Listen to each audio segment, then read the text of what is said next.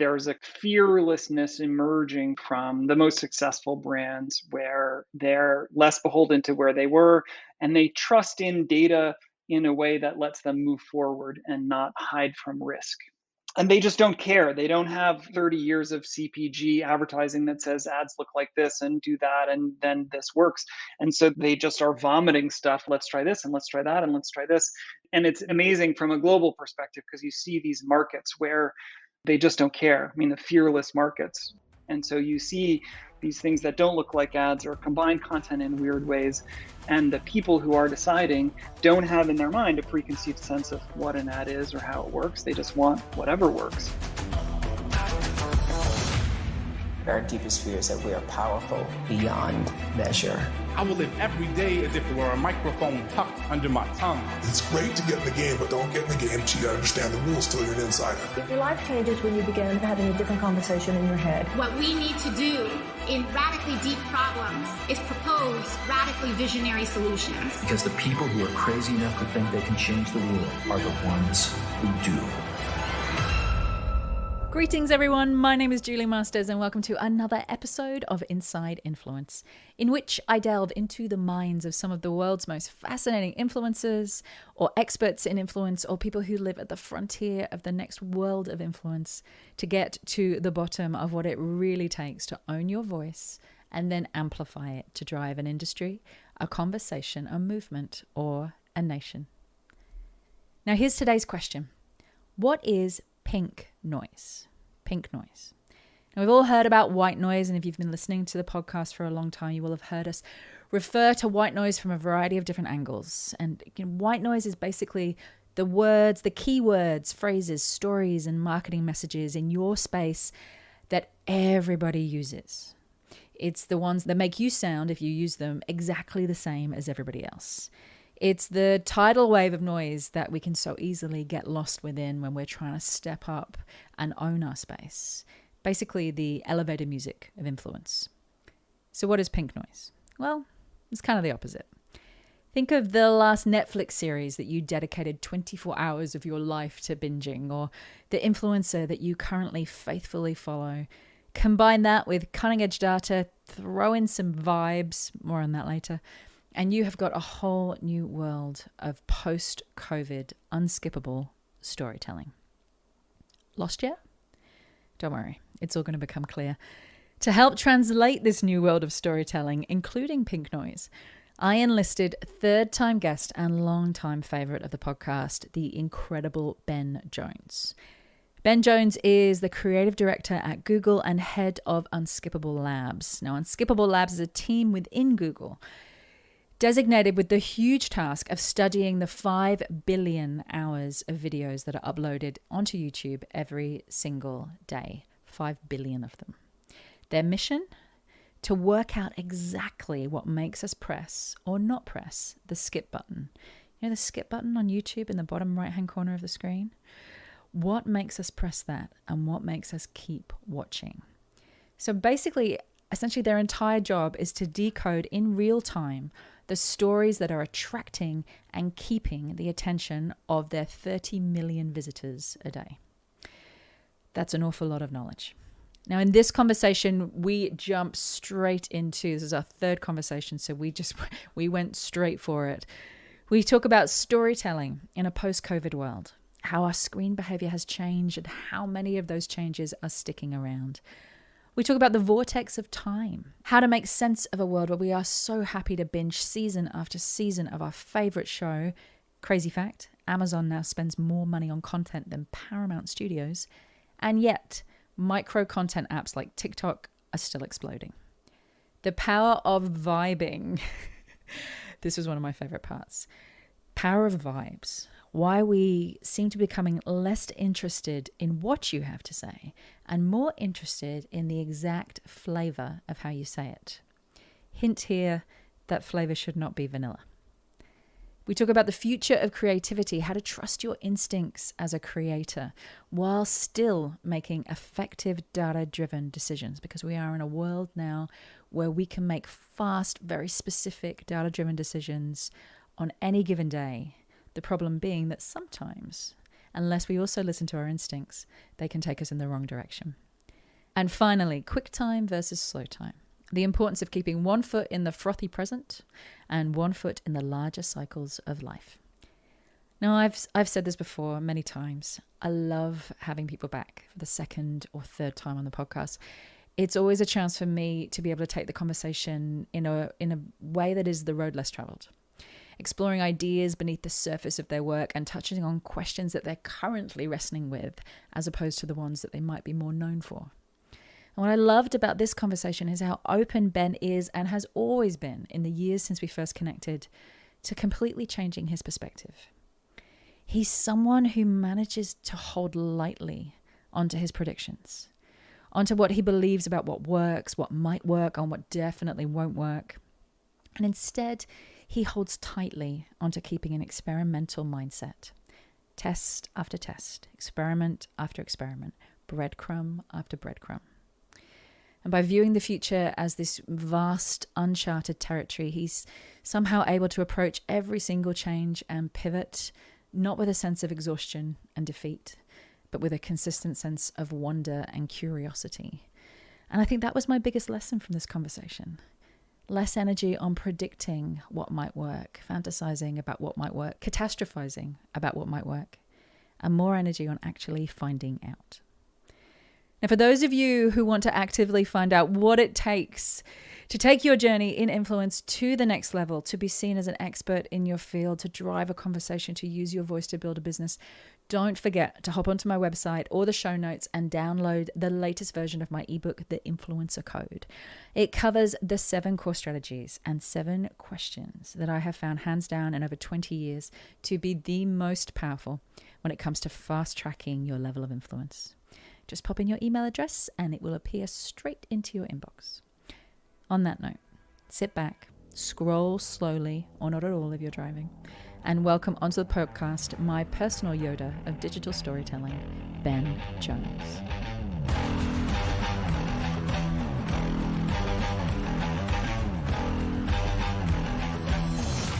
Welcome back to the podcast, Ben Jones. It's great to be here. Good to see you again. It's so good to have you back. We were just reminiscing about the first time we talked, and I was so excited to have you on the show. And as it turned out, I was in Bali on that particular day, and it was a huge storm in Bali, one of those once in a year things, and the Wi-Fi went down and I had to walk around the back streets of Bali. I remember I bought a SIM card off this strange old man with no teeth. I'm not joking. And ran back to the hotel in the rain in order to make our interview work. And you were in the middle of a blizzard. Yeah, I'm in Boston. I think it was the snowiest record in winter in history. And we had the sidewalks were heaped up so high they were like little corridors, and we were getting even more snow that night. So storm on your side and storm on my side. Wow. Well, here we are again, 3 or 4 years later, and I'm in the middle of the Sydney floods right now, the Australia floods. So there's something about you, me, and weather events. I don't know what it is. Meteorology is happening. We just have this kind of global impact on weather systems. Well, welcome. And there's so much I want to talk to you about. I feel like every time I talk to you, the world of digital storytelling, online storytelling, human attention has just leapt another kind of quantum leap, but in a direction that we kind of half anticipated, but then it pivots in the middle and goes in a direction that none of us anticipated. So let's start with the usual question that I'm asking at the moment, which is there one idea or trend that you are noticing right now that's having a big influence on your thinking? So there's a phrase that seems stuck in my head right now that I just can't get beyond. Every time I look at another problem through the lens of it sticks again. And that is, the world is made of what you love. And I think for me, it's sort of attention, but it's not. And I think about digital platforms as this combination of signals and algorithms, and they are conspiring to bring around you the things that you most want. And so, in a digital content world, the thing that your world in some ways is made up of what you love, and what you love, it's not all intentional, right? It's what shows up is what you're choosing to pay attention to. And so if it's your YouTube feed or TikTok, you're seeing a reflection of yourself and what you choose to pay attention to. And so it fills with, some things that you would expect and some things maybe unexpected. And that then ripples out for me into the way that you can support creators. You can support them indirectly by watching their shows, but you can support them directly through platforms like Patreon and so on. And I think the most interesting thing for me about COVID and post COVID is it was a shock that reset our patterns, and we're being intentional about what we let back in. And so we were just talking about work. Your work is filled in a different way with what you love, with where you want to be and how you want to spend your time. And the great resignation is a reconsideration of what your time is worth. And I think about it in terms of, it's a terrible moment in world events right now. And so, how do you express that love and how are you making that real in the world? And I think what's happening right now with Airbnb, people booking Airbnbs in Ukraine and buying things on Etsy that they're not going to buy as a means of directly supporting individual people. Again, for me, it's that like you have control over the world to fill it with what is important to you in ways you never have. And so, from the TikTok algorithm to demanding sustainability from companies to supporting knife makers in Ukraine, it's an interesting time. So that's the dominant idea in my head right now. There's so much in that. I love that you use the word intentionality. Because I feel, if you look at love at two levels, right? You've got the love that we're just talking about now, which is your world is filled with what you love, as in your world is filled with the energy and the things that you're giving your attention, your energy to. More of it arrives.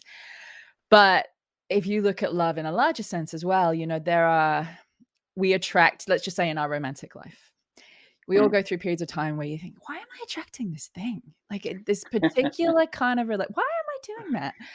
And so there's two levels of love, right? There's the overt love, which is the love that we think that we want, the person that we think that we are, what we think we're putting out into the world, which is the same with the internet. I think I am a very, conscious and considered person. I think I'm very rational and level. So why is everything that's coming into my feed divisive, outrageous, dramatic? It's the same, right? Like we need to get more intentional about who we are being, what we are paying attention to, and how we are showing up online, just as much as we need to do in the real world. There's a very much blurring between those two things at the moment, but in the real world, because what you pay attention to and how you show up is what you're attracting back into your little echo chamber of a feed or of a life.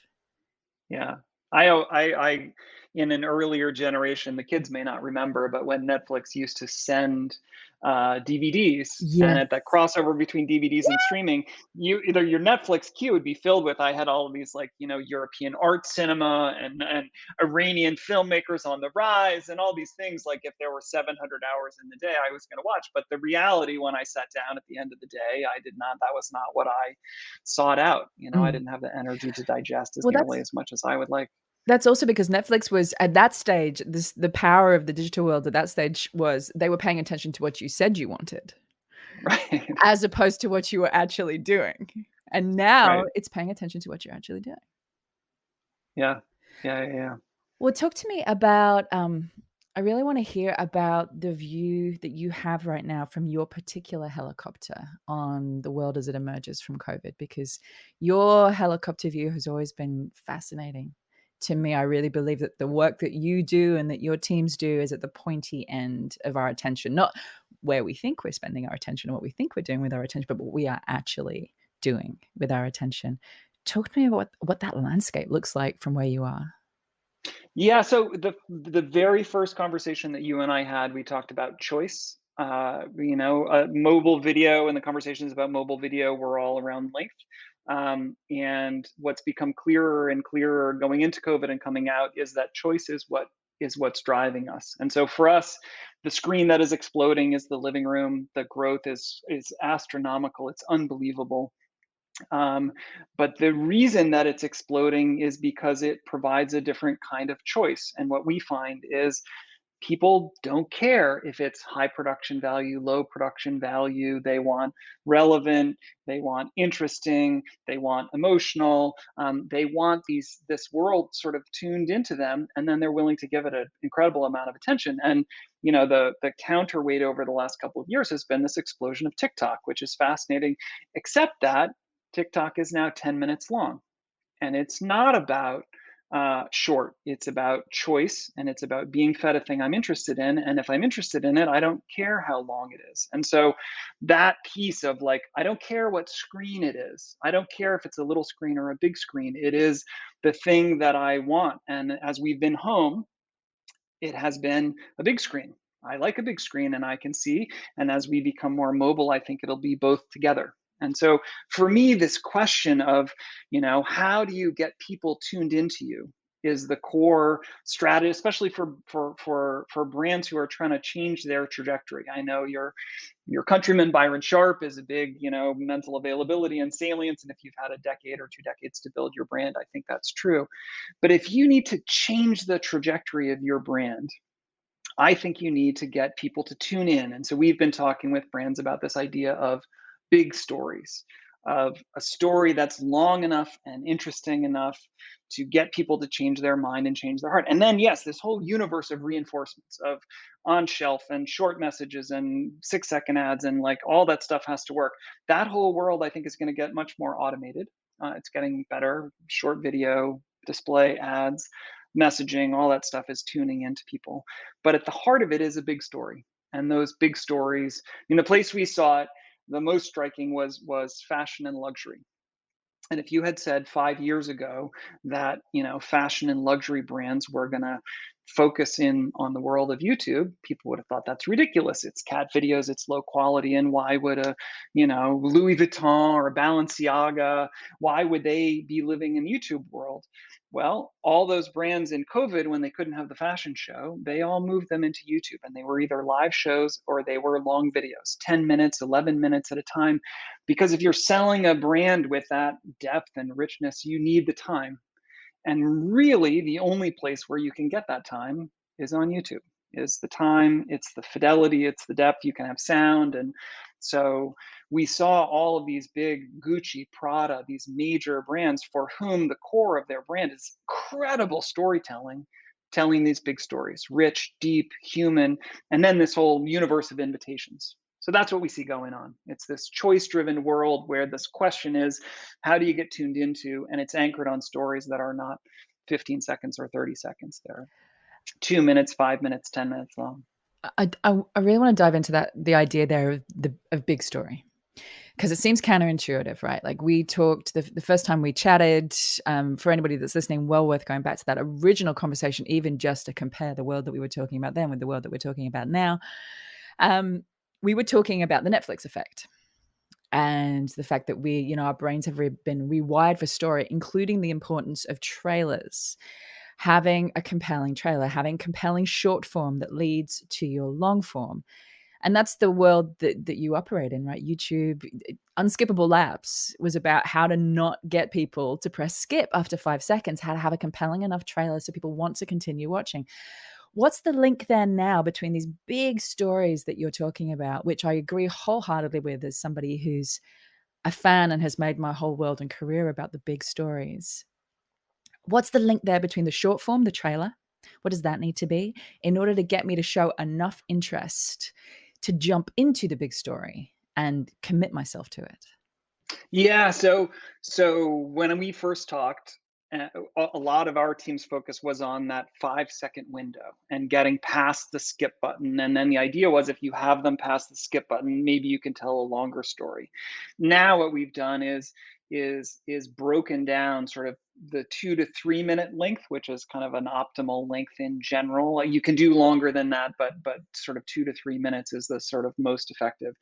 And we've built out attentional windows in there to say, not just what do you do in the first 5 seconds, but what do you do from 5 to 15 seconds? And it turns out you want to set up these hooks that we call sort of, they tend to be either a burst of something that grabs my attention or a complex emotional situation that my brain wants to resolve. And then I'll choose to watch. And I need a payoff by 15 seconds. I need an answer to that question that leads me to another one. And then that next section we call the messy middle. And this is a sort of heartbeat structure of like payoff and complication and payoff and complication. And those can go on, as long as you can be interesting. And then we need resolution at the end. And so we're starting to see the guts of a longer story emerge, because what was happening when we first talked was people were like, let me survive the first 5 seconds and then I get to tell any story that I want, right? Then I can just be as flabby and crappy a storyteller, and it's whatever my self-indulgent heart desires. And all these super talented creative directors were going back to being like student filmmakers, and you were like, all the discipline that you had in a 30-second spot is just out the window, like cut it out. Well, now we have the research to say, you can look at a retention curve, and you can watch an audience disappear, and you look at it and you say, hey, this at this point, like, you've lost people. And so you can build the story up in longer and longer blocks. And what's especially fascinating, so this is another major part of our research, is we're having a much clearer picture of ads by objective. So how ads are different if you're driving ad recall versus consideration versus purchase intent versus action. And the ads that drive ad recall and awareness are shorter, singularly focused, 6 to 15-second punchy ads. It makes sense logically if you think about it. If you want to change hearts and minds, that consideration favorability, those need to be longer. So 2 to 3 minutes is optimal, and no one is going to watch that unless you choose it. And so again, you need to be really intentional about the length and then what's in it. And then as you get to action ads, again, you want them to be shorter. So they tighten up again. And then you're not persuading somebody, you're reinforcing a choice. So it's like, what's the value proposition, and close the deal. So this architecture of attention and then the tie to objective is sort of what's emerging for us out of this now. I feel like there's two pieces to that. One is, I'm sat here thinking it's interesting how your world and my world have intersected. Because, for the last 20 years, I had worked in the world of speakers, of thought leaders, of influencers, and the entire thing that's behind being successful at that is an architecture. It is, you have the first 2 minutes. If you're going to give a presentation, the first 2 minutes, you had better kill in that first 2 minutes. Otherwise, everybody's thinking about what they're having for dinner. And then you have the next part that needs to be this kind of problem solution dance, tension resolution part. And and at the end, there needs to be a closed loop. I mean, the architecture that you're describing here, these two, and the world of advertising was just completely different to that. It was just shout as loud as you can, as frequently as you can. And just do it everywhere. And I feel like the two worlds are very much coming together now in terms of what does human attention look like when it is at its most compelling, engaging, and effective. Yeah. I think the place where that probably roots, that at least we've started again to poke around, is there are sciences of memory structure and how you establish memories, and the nature of experience, just as you described, is it's very strong at the start. It establishes a sort of mental model that we hold on to even if other things change, and right at the end. And you can think about this on trips that you've had. If you come in and it's great at the beginning, it almost doesn't matter what happens in the middle as long as it's great at the end. But similarly, you can go and have a trip where it was great, and then if you have a terrible trip home, then the whole trip doesn't seem good, because that's what sticks in your memory. And so those points, let's just breaking that down now. So we've kind of got the first two seconds, which is the scroll through. Like, is it interesting enough for me not just to scroll past it on my feed? And then you've got the kind of the 5-second mark, almost, where we make a decision about whether we're going to continue, whether it was a good decision to stop scrolling or not. And then the 15-second mark, which is like, okay, do I commit a larger period of my time now? And then it almost, and tell me if I'm wrong, it almost feels like it becomes unlimited after that. As you said, if you can hold the tension and resolve the tension, hold the tension, resolve the tension. Right. Yep. That's true. And what's interesting in that is it's almost an anti-rhythm. Like, as soon as we believe that we can understand what's coming and we start to anticipate it, and so stories that are too regular in their cadence, and da-dum, da-dum, da-dum, da-dum, you can watch people disappear. You see the audience disappear. And so you need, a more erratic, I think I know, There was a professor who we did some work with, who had an idea called pink noise, which I thought was super interesting. So white noise is everything chaos, black is everything the same, and pink noise is this more erratic pattern. And the idea is, and he had a evolutionary basis in hunting, that we need that because it signals either danger or prey. That there is a chance in there, if the pattern is inconsistent in some way, there's movement, and we're tuned to pay attention to it. So pink noise, which I thought was Pink great. noise. Pink noise. I love that. The other thing that's kind of came to mind while you were talking was the concept of characters. And I don't know if there's a link there or not, but you're talking about pink noise there, which is, will it happen? Will it not? What's going to go on here? What's going to happen? That almost by its very nature necessitates some characters, like characters that we care about, characters that interplay in interesting ways, that have situations that resolve or don't resolve. What have you noticed, if anything, about the use of characters within storytelling? So we did some super interesting work with the movie studios and with HBO, where we were working with Warner Brothers, and they said, as a trailer strategy, is it better to focus on character? Is it better to focus on plot? Is it better to focus on sort of sensation? And we were working with King Arthur, Guy Ritchie's King Arthur. And so is it, Charlie Hunnam's portrayal of Arthur that we want to see? It's the sword and the stone and the drama of the story, or is it just, explosions and war elephants and so on? And we worked with them to cut trailers, and the output of that was super interesting, in that the trailer that came out number one was the character. But the reason that it was number one was because a female audience responded very powerfully to that one, like 4 times as strongly as any of the others. And they didn't really like any of the others, where a male audience, the sensation one was better, but it was only about 15 or 20% better. And they liked all of them. They liked character and so on. And so we did another round of that experimentation working with HBO, and found exactly the same thing, that there was this character driven, sort of more narrowly focused kind of storytelling that started either with a single character or two characters together. And that created a connection to the story that then let you expand from there. Where if you tried to do a sort of multi-threaded story from the beginning, people may or may not pay attention, and the cues there that they pick up on, since they don't have a dramatic situation to plug into, are, is it a genre that I like? So we were working on Westworld, and it starts very Western and very sci-fi. And if you don't like Western or sci-fi, you're gone, right? You're tuned out. And it doesn't matter that the story is beautiful and amazing and knits together. And so we did, again, an experiment with them where we focused on one of the characters, Tandy Newton's character, and her story, and the whole story through her eyes. And we got a spectacular response from a female audience, just amazing response. And a male audience responded to that one, and they responded to one that was just sort of more of a vibe, like a sensation of the show, and some other variations. And so our conclusion from that is that kind of character driven, tightly focused, or especially initially tightly focused storytelling, is very powerful for female audience and works well for a male audience. And the other strategies, you don't get a female audience at all, and may or may not work for a male audience. I mean, I feel like I was having this conversation with corporations 10 years ago, which you feel my sense of almost frustration, that, we need characters. We need someone to relate to. The days of just branded communication is gone now. You need people within your organization who are going to step up as the core characters of your organization, people who are driving the conversation forward, people who are passionate about what their particular lens on the story of your organization. You need to be letting them out there, empowering them to get out there and tell those stories. And I think that same applies even if you're in a small business from a large business, which is you are the main character. A brand can't really drive a conversation. It's very difficult, but you can drive a conversation. And the impact is so much more when you do so.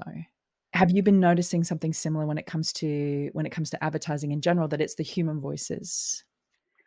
Well, it's interesting. I think there's a cross current of energy there, where there is an enormous, and I think great, focus on diversity and inclusion. So which voices are they, and what are we hearing from those voices? And then how does that relate to sort of what a corporation is saying? And again, this is a place where we've done a bunch of research. And one of the interesting pieces of that we found is diversity in advertising is not about representation. It's not about identification. That is, I don't need to see somebody who looks like me to respond positively, but a more diverse cast, a more diverse set of characters and thoughts and voices is appealing to people outside of the groups that are represented. So I don't need to see somebody who looks like me. I need to see that there is a range of human possibility and a diversity of voices, and that feels modern and attractive. And so that's an interesting piece of the combination. Yes, we want to hear voices, we want to hear human voices, but our attachment to them is not narrowly focused on, I need to hear a voice that sounds like mine and says things like I would say them. And I think, part of the sort of, in some ways, polarization of our politics and so on is like, oh, I need to hear somebody who agrees with me.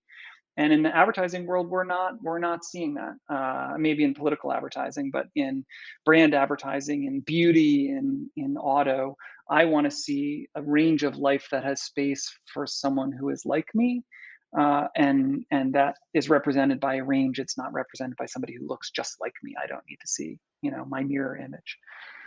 Which is a beautiful trend in and of itself, that in order to feel favorably towards an organization or a message or a conversation, we want to see the plurality of voices that make up that conversation, that we are naturally drawn towards seeing representation within those organizations and conversations. I also want to talk to you about completion. One of the things that I have zero data other than my own personal experience to back this up, let me just be really clear about this. But one of the things I noticed that I was craving over the past couple of years, and that craving has kind of continued into this year, is a sense of completion with the stories that I consume. I found there was such a lack of completion in my life or in the world in general. We didn't know how it was going to end. We didn't know how if this project was even going to get off the ground, let alone if it was going to get cancelled halfway through. All the usual sense of completion was gone. We didn't even know if our kids were going to go to school on a particular day, or what was going to happen, how this story was going to play itself out. So I started really craving completion in the storytelling that I wanted. I wouldn't even start a Netflix show unless the seasons had ended. There's 5 seasons, there is an ending, I will watch it. But if there was going to be 2 seasons and no completion to that story, I'm not starting. I can't start. And I've just started seeing it everywhere, this craving for completion. I don't want to be left on a cliffhanger. I don't have the bandwidth for cliffhangers. I really want a sense of completion. Is that me? I think this is probably just a question around, is that me? Or does that play out in the wider world of the data that you have access to? So I think there are 2 pieces. One that is just you, and one that is broader. I think. Do you know how badly I didn't want that to be the answer? No, I Just mean, you. there are pieces of both of that. There are pieces of both that. The piece I think that we see is an exhaustion around indeterminacy, and so we want a kind of certainty. But we saw there's a super interesting search data that says in the height of COVID, we were searching for known brands. We were searching for the familiar, the comforting. I was joking with one of the Mondelez senior clients that Oreo should have been the official cookie of the pandemic. We wanted that thing that we knew that was comfortable.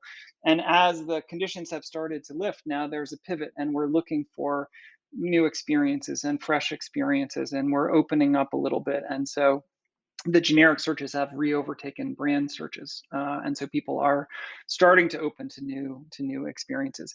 On the kind of content that we pay attention to, I think that what we see, and again, this may be split because it's sort of still emerging, but there's a sort of a vibing content creation. I like creators whose vibe I like, and I'll like almost anything that they like, and so I'll like their music, and I want to know what food they eat, and I think we see that. I want to inhabit worlds that feel good to me and are comforting, and I enjoy, and the communities that are being built up around them.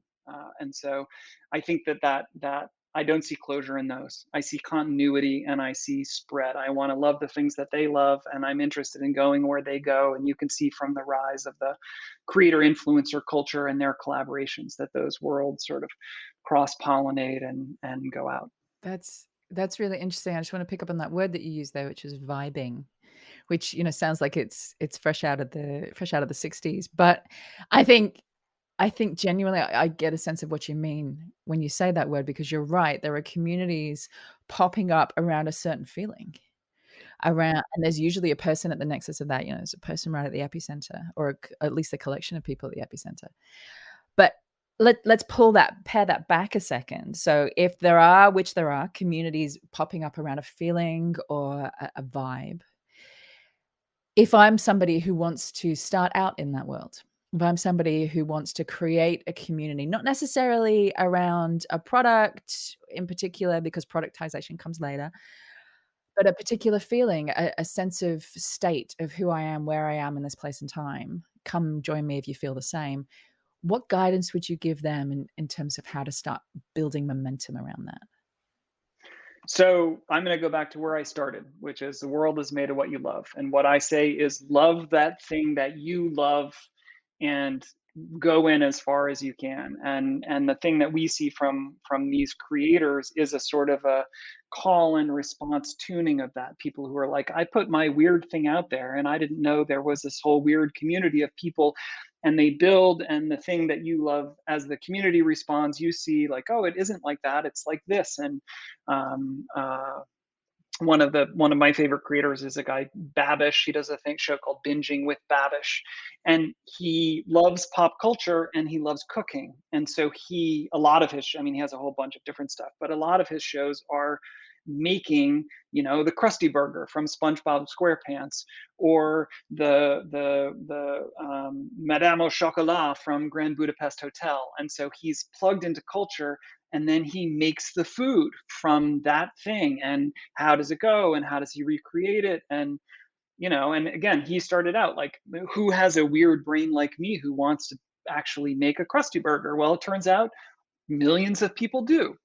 uh, so I would say lean into that thing that you love very deeply, unapologetically, love it fully, and see who comes along.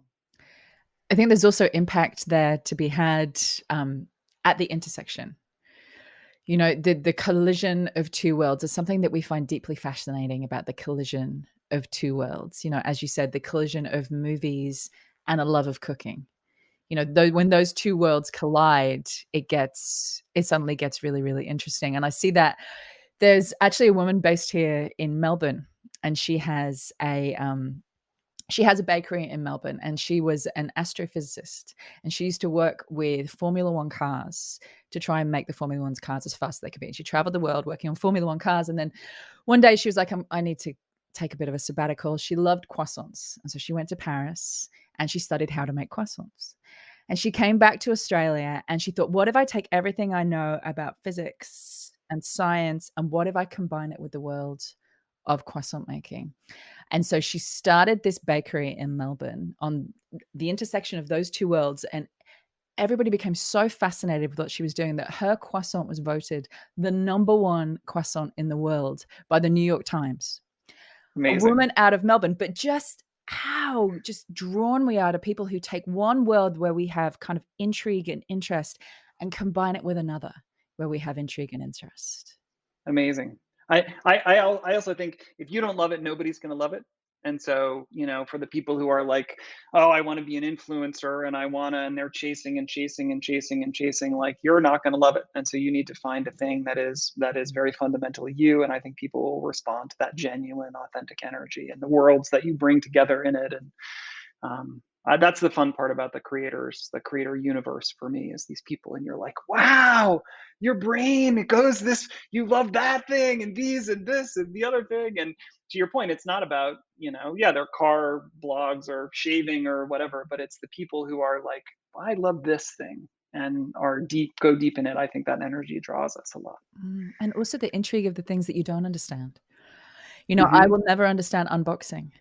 Never for the rest of my life will I ever understand unboxing. And the popularity of watching people take things out of boxes on YouTube. Like, I will never get that, and yet it is huge, more than huge.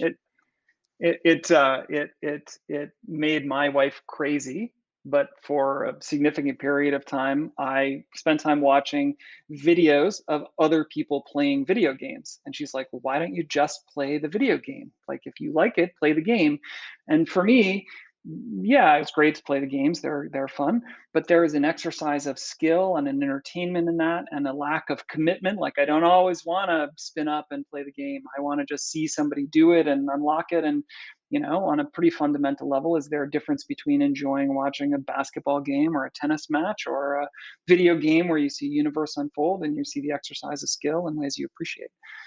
And so that was one. I mean, that's one people are like, "That's dumb. Why would you watch somebody play a video game?" But you think, oh, it's an exercise of skill in a world that you like and appreciate, and they're entertainers and entertaining, and they love that thing that you love in a way that plugs into how you love it, and it It works. also goes back to that word vibing. Like, you Hmm. you get to plug into the vibe without actually having to do the task itself. And you just reminded me, a video I sometimes play when I speak is a video of Pewdiepie. You know Pewdiepie? Hmm. Who Of course. was on the front cover of Time magazine as the I think the number one influential person on the internet.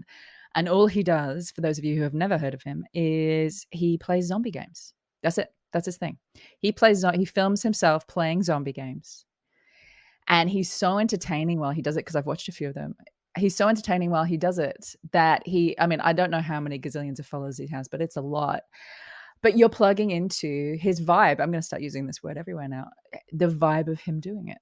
Yeah, there are a bunch, and I think in the beauty space there are a lot of those people, and it isn't about a specific style. Again, it's about a vibe. There's this whole world of beauty influencers, and they put on makeup as they explain very complex social issues. Like, there's an incredible set that are about the situation in the Ukraine or in Palestine or Occupy Wall Street, and they're literally putting on makeup and doing this, and that combination, to your point, the juxtaposition of makeup and the act of putting on makeup and the skill and creativity of it, and the very earnest, detailed conversation about social issues, and it just works. It just is together, and it's very compelling. That's fascinating.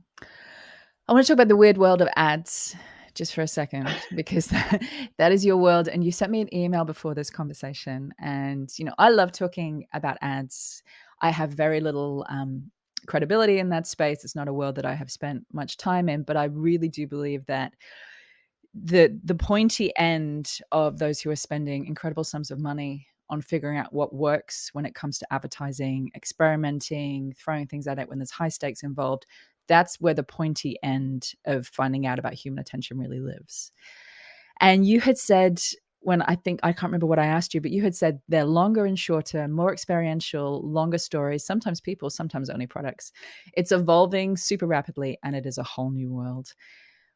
Who do you see coming out on top in this new world? What are they doing? How are they thinking? The people who are going to come out are the people who evolve the quickest, and so there's a kind of fearlessness emerging from the most successful brands, where they're less beholden to where they were, and they trust in data in a way that lets them move forward and not hide from risk. And so a lot of those companies we see in APAC right now really exploding, the sort of pure e-commerce companies or the gaming companies, and they just don't care. They don't have 30 years of CPG advertising that says ads look like this and do that and then this works. And so they just are vomiting stuff onto, let's try this and let's try that and let's try this. And the ad products themselves, particularly in the app space, they're automated in terms of finding audiences and delivering what works. And so you can just pump ads in, and the machine will figure out which ones work for which audience and where it goes. And so for us, what we're doing is we'll take a pool of the most successful ads and the least successful ads and say, okay, what are the patterns in here? And in the app world, I mean, to the experiential point, the most successful app ads in the world are not telling a story.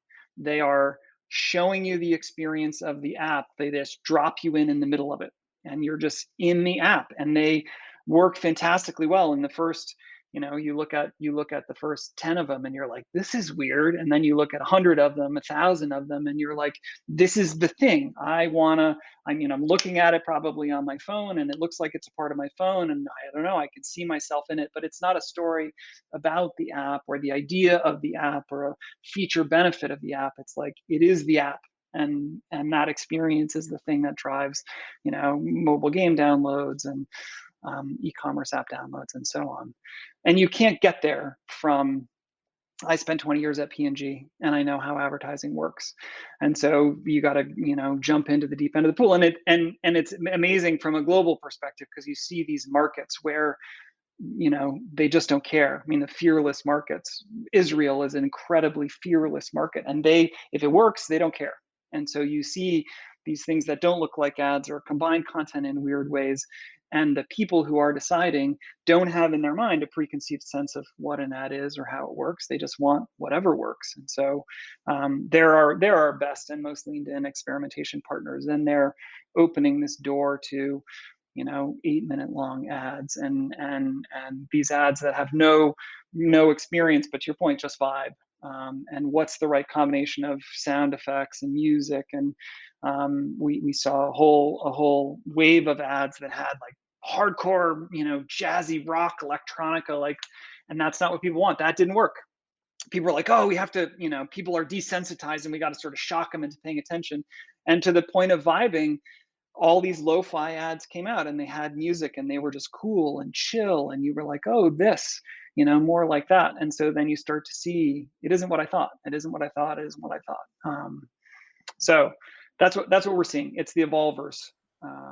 But there's something in there that's really powerful around the tension that I'm feeling now, and I believe that you're feeling too, between trusting your creative instincts and trusting the data. And I see that tension come up a lot with creators, with thought leaders, influencers, which is, my creative instincts are telling me this. I want to do it this way. I want to do it long form. I want to do it from a multitude of perspectives. I want to do it really short and pointy. That's where my creative instincts are taking me. But all of the data is playing out the opposite. How do you, because I know that you have a professional life and you also have a creative life. I know that you write novels. How do you reconcile? Because I've struggled with it. I remember when I first started the podcast, the predominant viewpoint was it needs to be short. I remember everybody saying, like, if it's less than 20 minutes, I'll probably listen. But my creative instincts were, I want longer form conversations. I want to really get into something. My introductions are way longer than most people probably maybe want them to be. But that's not the point for me. The point is the exploration. The point is the diving into something and the uncovering of something, and the vibe of is it true to what I'm wanting to create in the world? And so I went with what I went with, and it has worked, but it may well not have done. I'd have ignored the data, which was shorter the better. It may well not have done. How do you marry up those two things, creativity versus trusting the data? Yeah, I think that the creativity is a light that lets you see risk. It isn't a decider, and so you can use it to see risk and make choices. And I think you adjust your sense of the risk against that, but it doesn't decide for you. We talk about the vanilla ice cream problem when we talk about machine learning. So if you're using machine learning and what you input is 1,000 types of vanilla ice cream, what you'll get is a slightly better vanilla ice cream. So if you want something other than vanilla ice cream, you need a whole different set of inputs and flavors and so on. And we think the same thing about ads. If you put in, 1,000 30-second TV ads, you'll get a slightly better 30-second TV ad. You'll never find out that they should be 6 seconds or 2 minutes or, just vibing or a totally different kind of story. And so for us, it's that balance of meta-analysis at scale, what are the patterns, and then hypotheses and experimentation that bridge out into the future. And for us, one of the luxuries we have is the opportunity to be intentionally wrong, to take a thing, we think it's dumb, we don't think it's going to work, and that lets us, evolve more quickly, because because it's not my job on the line if I'm intentionally wrong in an experiment. I got, 3 to 5 variations, and I have one I think probably will work, and one I can take a flyer on, and we'll see what comes out. So it's for me, it's trying to figure out what you can risk where, and in the advertising world anyway, using that to evolve as quickly as you can. And also going back to what you said earlier, which was the choice. We're living in a world of choice. One of the things I tried to do when I started the podcast, and it was in knowledge of the fact that I was taking a risk going against the curve of, the shorter the better, the shorter the better. And was that, okay, if you like me, if you're crazy like me and you want a long form, then come play with me, because I'm going to do that. But if you want a short form, here's a 3-minute bite of that. Here's a short synopsis of that. You can still be involved if you want to. A friend of mine calls it #choose both. I don't have to choose either. Okay. #choose both. Okay. Now that could be a really wise strategic move, or it can also sometimes be just a pit of energy because you're trying to please everybody all of the time. Do you have a take on that? Should you just stick with, okay, this is working, let's go with it? Or do you provide multiple options for multiple people who might not love it the way that you love it? Yeah, that's the sort of process on the advertising side, is like which audiences are important and what is your objective. And so we are always starting there. When we work with clients, we say, tell us what you're trying to do. Are you changing the trajectory, driving sales, getting people in store? Because that'll change all the downstream decisions. And then, give us your best ad, whatever it is. So you want to drive people to store and this is your best ad? Great. Here are our hypotheses about how that could be better or why it would be different, and let's try them. And if your ad is better, great, like you're a genius and it's fine, and we'll go on our merry way. But if it's not, then maybe there's a door that opens and some new piece comes out. And we've done, I don't know now, 450 of these experiments against an existing control in a focused, controlled way against an objective. And we beat the objective about 90% of the time. And the margin of victory is about 20 to 25%. And so from my perspective, like, do you want every dollar worth 20% more, 25% more? Give it a shot. And I'm pretty sure we can help you. I'm pretty sure it can be better. I think that's also the biggest change from when we first spoke. When we first spoke, it was really experimental. And our team was like, you don't know, I don't know, let's find out. You started by putting literally an ad out there. I remember this conversation vividly, putting an ad out there of a blank wall, just a blank wall. Nothing else happened, just to see how long people would watch an ad when nothing happened. That you were at the very forefront of this entire experimental era of what works and what doesn't.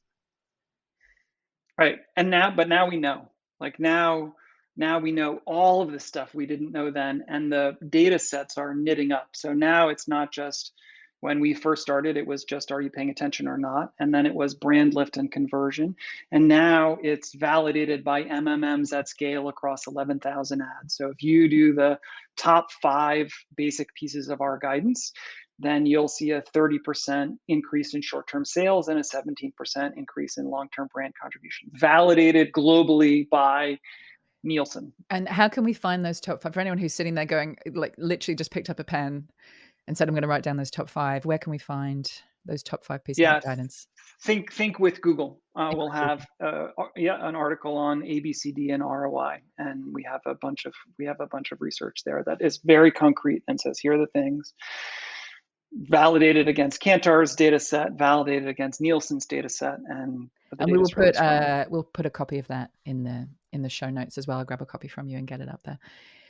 I just want to talk about letting go of ideas, which actually isn't something I thought I was going to ask you about, but from the brief conversation you and I had when we came on today, was you mentioned this beautiful phrasing, which was a Viking funeral.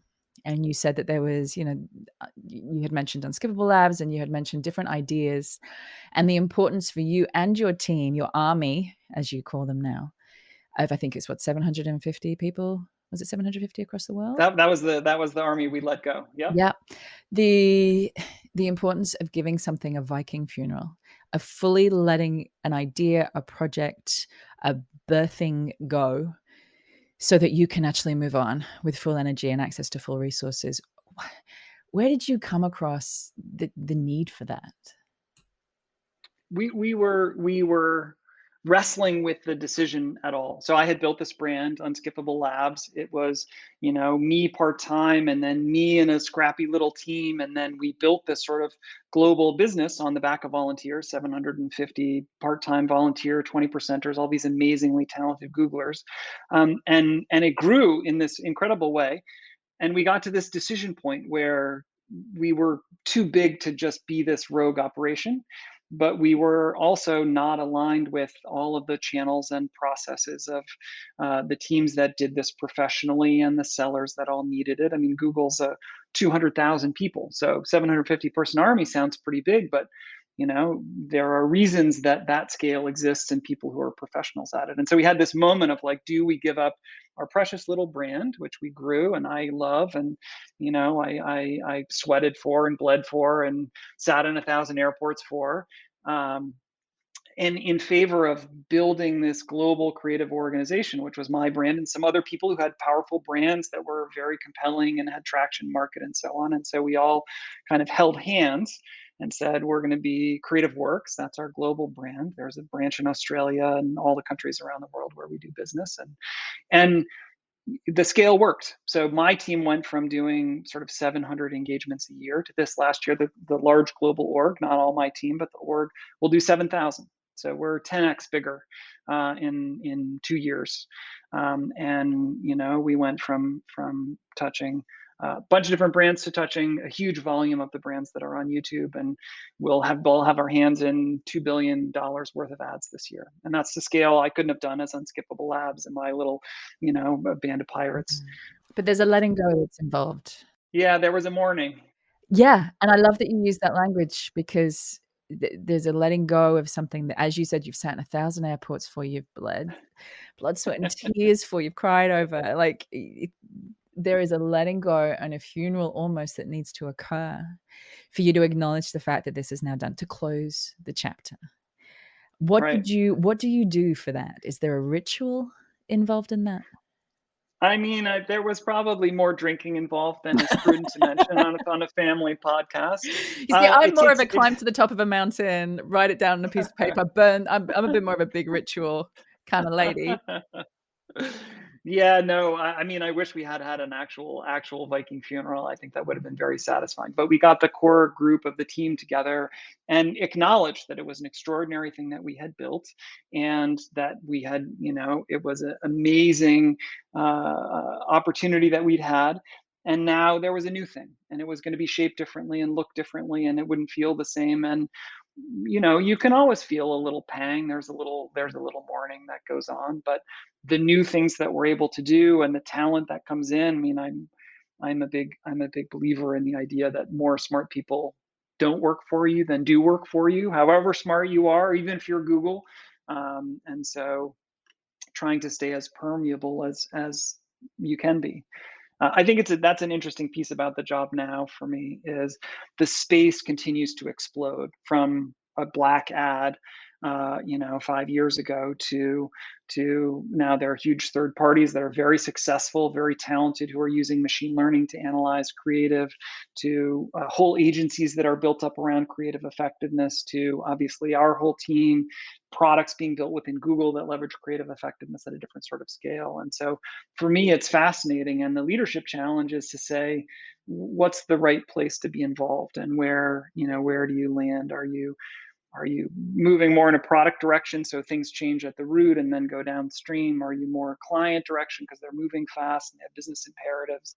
But there's also that flip that you and I have talked about, which is the flip from the frontier, being at the frontier of something, the energy and the cohesiveness that happens when you're at the frontier with your army, you're breaking new ground, you're creating new things, to when it works, suddenly, for any creators out there, you'll know, you suddenly move from the frontier into, and you use this beautiful languaging about it. You said, I feel like I've been moved to the Senate, like I'm a congressperson now.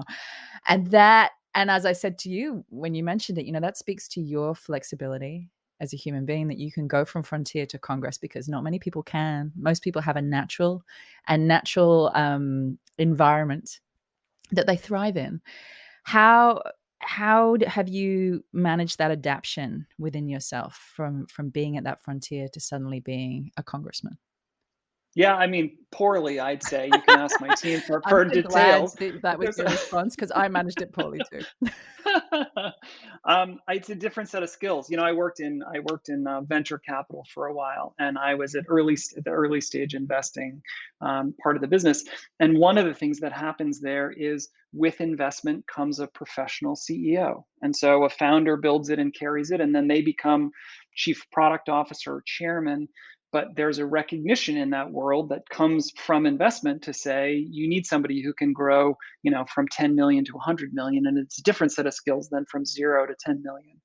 um, for me, what I try and do, I'm trying to hire around that. I'm trying to say, look, the space is still exploding, and I think I have a kind of vision of how to pursue it, even if I don't know where it's going. And I need more operational rigor and more support and more people around me who can see the scaling in a way that I can't. And so hopefully, you give them enough control to build around you a thing that's got the scale, but not so rigid that you can't continue to pursue it. And that's the challenge. I had a long series of debates with some of the early team members, and they're like, "Ah, I wish we were, sort of back out on the frontier again." And the reality of that is, well, we may not be able to do what we want to do on the frontier, and the chance to maintain freedom and maintain autonomy is to work in the Senate or be the mayor of the small town rather than be out on the frontier. If somebody else is in control, they may shut it down. And also the truth is, if we were back out on the frontier, we might lose this time, because there are others Right? on the frontier at the moment. That was our advantage, that we were the only ones on the frontier. Now our advantage is that we've done that. We fought the battles. We have the scars. We have the data.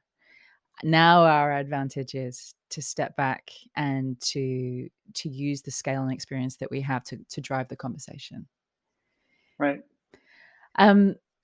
Before I let you go, I wanted to talk to you just very briefly about QuickTime versus slow time.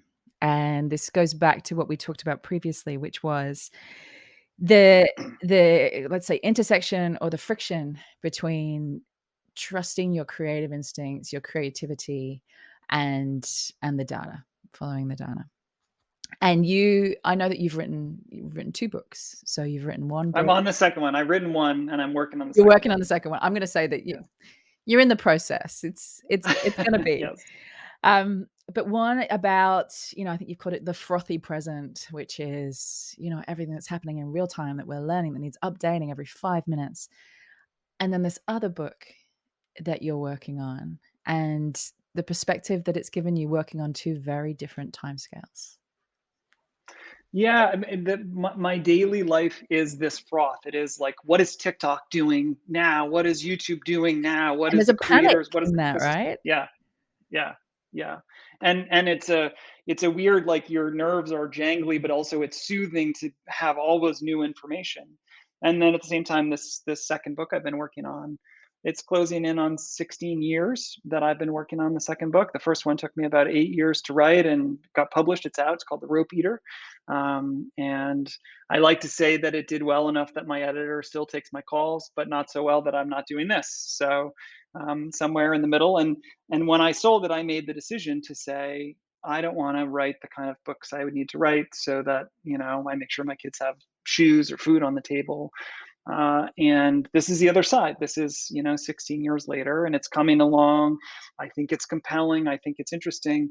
But the amount of marination that it takes to keep it alive, because I could have abandoned it a lot, and it isn't alive because I forced it to be alive. It's alive because the ideas continue to be compelling. But for 16 years to say, hey, the same story that I'm interested in is still compelling. It's still interesting, and I can see little bits of it come forward. I sort of think of it. I sort of think of it like a sea anchor. I don't know if you saw that in the news today. Literally, they found Shackleton's ship under the No. ice. Yeah, they discovered literally the ship, and there are these incredible pictures of it. And I was a huge Shackleton fan. But the most amazing part of the Shackleton trip is this voyage they make off of Antarctica to South Georgia Island, 800 miles in the open ocean in this little tiny boat. And one of the things that lets them get there is what's called a sea anchor, which is a chunk of sailcloth that's dragged in the water behind the boat, and it lets the boat keep its heading.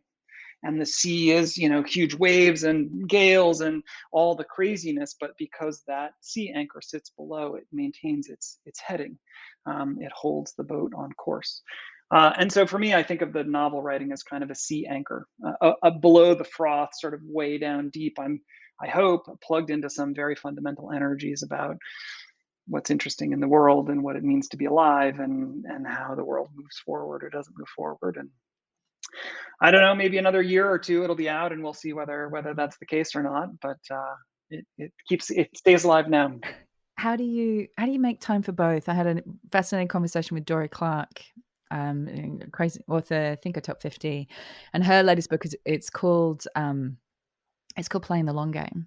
And she talks about exactly that we have the things that need to get done in the day, the screaming urgencies, the trends that are shifting now that require a conversation now because the conversation will be different tomorrow.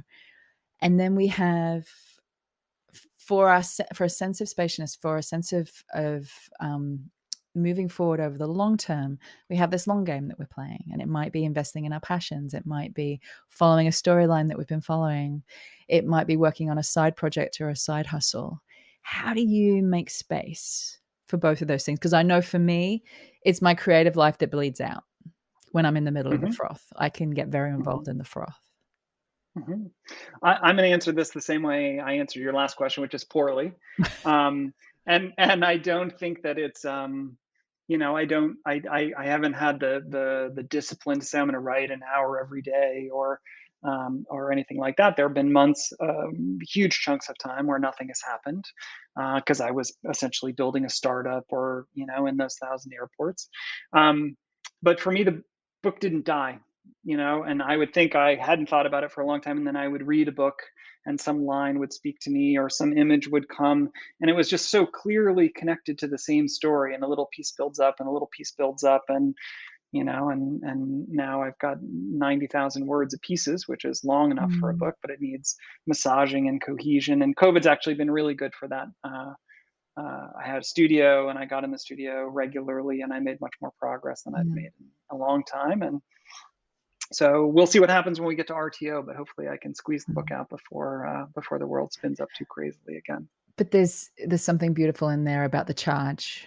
How do you know whether to let an idea live or die or let it go? And does it still have charge for you? Is there still a current to it? Something that's pulling you to it? Is it still speaking to you? Or are you just finishing it because, my God, I am going to finish because I said I would? It's Winston Churchill had a great line about that. He said, a book starts out as a mistress, becomes a lover, turns into a wife, becomes a monster, and eventually must be slain. And I think that's a piece, right? It's very easy to fall in love with the idea of it. And there is a certain point, I'm not quite at the monster stage, but I'm in the late, I need to wrestle it down and get it done.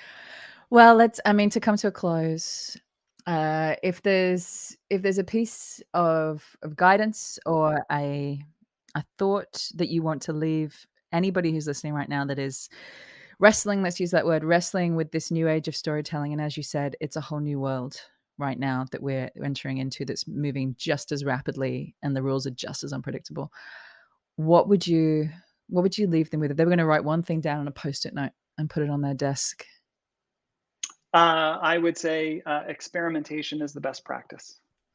By the time things are digested out into a repeatable pattern, a lot of the elements about the pattern have changed. And so that front edge is always going to be not vanilla ice cream, but another flavor and the new piece. So experimentation is best practice. Keep trying different flavors of ice cream.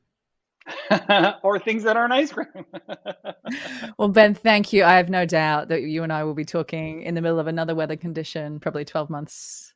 12 months from now, hopefully it's a pleasant one, but it is always pleasant to see your face and to have you on the show. Thanks for coming back. Great to see you. Great to catch up. Glad that was not a catastrophe this time, but just rain and snow and a little bit of flooding, and we'll see you again soon. Thanks so much for listening. I hope you enjoyed this episode and have seized hold of at least one tool, idea, or mindset that will help you start raising your own level of influence. Now, for those of you who want to take the next step in your journey or would just love a roadmap to becoming the most influential voice, idea, or brand in your space, then I have good news. You can now download the latest updated version of my ebook, The Influencer Code, from my website, juliemasters.com. Also, there's a link in the show notes. Just pop in your email address, and I promise I will not spam you, but it is jam-packed full of ideas, tools, and case studies that I have come across in my now 20 plus years of doing this work.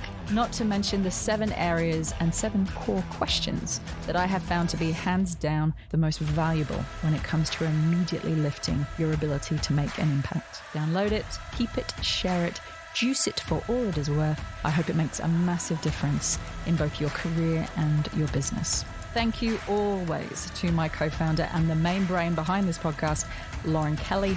You kick my butt in all the right ways. Thank you for making it happen. And if you did enjoy the show, then we would love you to share this podcast and leave us a review on iTunes, Google, Stitcher, whatever your platform of choice happens to be. And don't forget to subscribe to make sure that you never miss an episode.